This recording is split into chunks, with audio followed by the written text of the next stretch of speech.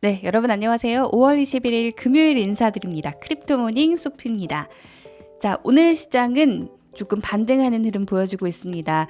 붉은 기로 물들어 있던 어제 시장과는 달리 오늘은 녹색빛이 많이 눈에 띄는데요. 하지만 여전히 내리고 있는 것들도 있어서 혼조세로 시작을 합니다. 비트코인 점유율은 42.45% 유지되면서 1%가량 오르고 있고요.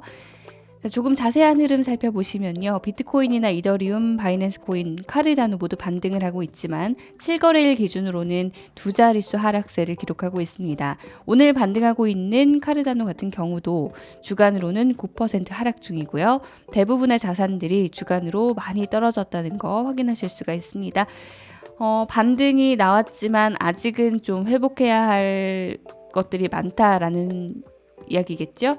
비트코인 차트를 좀 보시면요. 현재 거래량 자체가 32%가량 줄어든 상태입니다. 3개월 차트를 보시면 변동성이 많았지만 최근의 하락은 굉장히 컸죠. 시장에 충격을 좀 줬지만 지금은 다시 한번 반등을 하고 있는 모습 확인하실 수가 있고요. 업비트 가보시면요. 5,015만 원 선 비트코인 기록하고 있습니다. 소폭 떨어지고 있고요. 도지코인 같은 경우는 9%가량 상승하고 있습니다. 이더리움 클래식이나 이더리움 모두 반등하고 있습니다. 온톨로지 가스 100% 넘는 상승세, 그 밖에 웨이브도 강세입니다. 자, 이렇게 간단한 시장 분위기 확인하셨고요. 오늘의 주요 뉴스 확인하고 돌아올게요.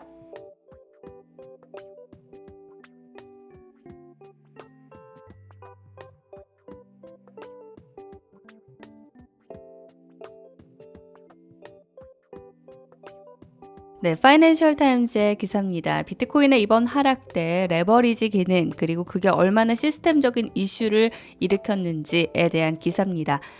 이번에 비트코인이 떨어질 때 보셨겠지만 정말 무섭게 떨어졌잖아요. 그런 급락세 그리고 변동성의 원인이 레버리지라고 보고 있는데요. 디지털 자산 시장이 급속히 성장했음에도 불구하고 시장의 기반이 되는 많은 시스템이 얼마나 취약하고 비정상적으로 좀 버벅거린다라는 표현을 썼는데 버벅거리는지를 보여준다고 하네요. 자, 코인베이스나 바이낸스에서도 특히 하락폭이 컸죠. 동시에 잠재적인 수익을 좀 확대하기 위해서 일부 개인 투자자들이나 기관 투자자들이 레버리지를 활용해서 투자를 하는 것도 이게 빠르게 베팅이 풀리면서 가격 하락 속도와 규모를 높였다 이렇게 지적을 하고 있습니다. 가격이 폭락할 때 레버리지 비율이 높아지고 이 비율이 폭발하는 걸 보게 된다. 비트코인이 폭락한 지 1시간도 되지 않아서 시장이 두 차례 이른바 유동성 폭발을 거쳤다라고 지적을 했어요.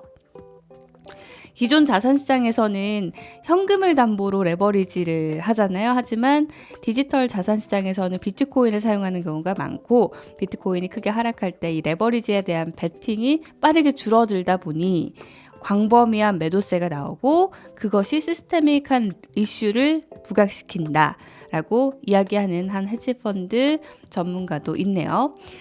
자, 어쨌든 지금 좀 회복을 하고 있지만 이런 변동성은 항상 유의를 하셔야 된다라는 이야기겠죠.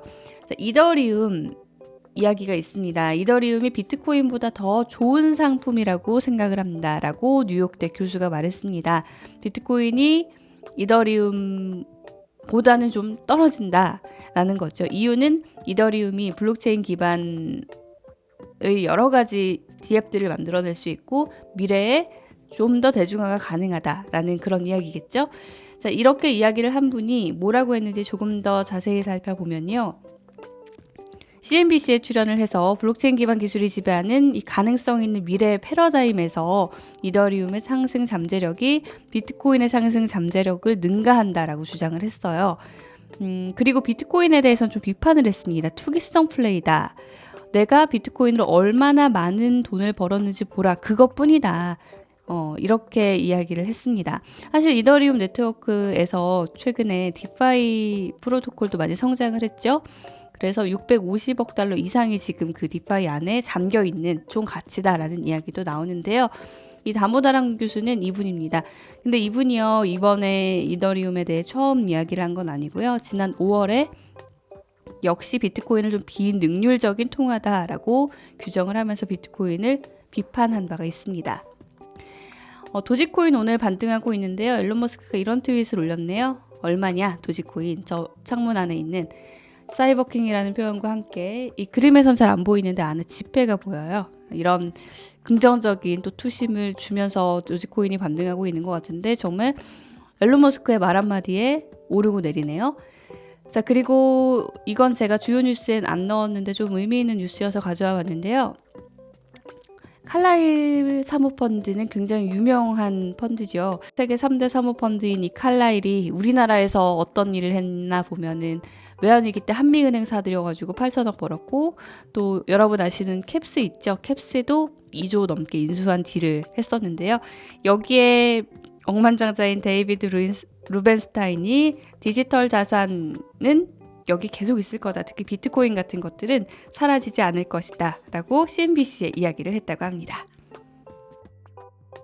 네, 오늘의 주요 일정 살펴보겠습니다. 자, 어느덧 금요일입니다. 이번 한 주 마음고생 많으셨을 거고, 또 변동성 심한 디지털 자산 장세에서 어떻게 투자를 해야 하나 고민도 많으실 텐데요. 사실 제가 전해드리는 뉴스 말고도 뉴스가 많습니다. 여러 이슈들 좀 꼼꼼하게 챙겨가시면서 투자를 하신다면 분명 좋은 성과가 있지 않을까 싶습니다. 자, 저는 이만 인사드릴게요. 내일 다시 뵙겠습니다. 시청해주신 여러분 고맙습니다.